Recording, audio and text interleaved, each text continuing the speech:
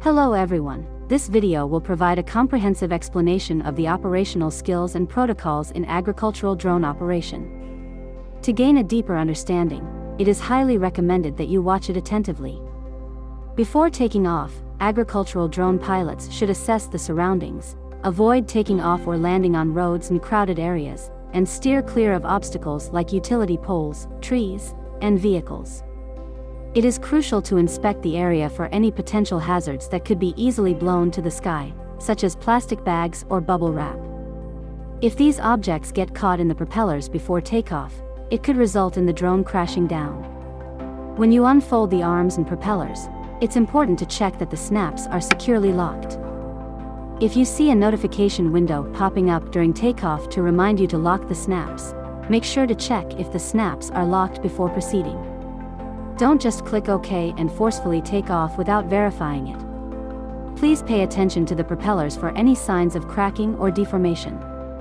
You can fold the two propellers together to check if they fit tightly, which is normal. However, if there is a gap between the two propellers or if you notice any visible bending with the naked eye, it indicates that deformation has occurred. In such cases, it is important to promptly replace the propellers to avoid propulsion abnormalities and safety risks. Shake the drone and inspect the screws on the landing gears. If shaking the drone causes it to sway horizontally, it indicates that the screws on the landing gears or body are loose. In this case, you should use a screwdriver to tighten the screws. Afterward, check the drone again to ensure there is no swaying. Only proceed with the flight operation when the drone body is stable, and do not overlook the issue and continue flying. Prior to takeoff, it is important to position yourself at the rear of the drone and maintain a safe distance of at least 10 meters from the drone. Standing on either side of the drone or at the front of the drone is strictly prohibited, as it poses a potential risk to the safe operation of the drone. When performing manual takeoff and landing, it is important to be cautious. The omnidirectional radar should be activated 3 seconds after initiating the propellers. It is crucial to operate the controller gently and smoothly during this time, as the radar is temporarily turned off. Avoid using excessive controller movements or forcefully manipulating the controller. The body of an agricultural drone is larger, which results in a slower reaction. If the controller is pressed with a large amount of force while the radar is turned off and the drone has a large inertia, it may fail to brake in time and cause a collision accident. To begin the day's operation, it is advisable to initiate the propellers, take off and maintain a height of approximately 1.5 meters at a stationary position.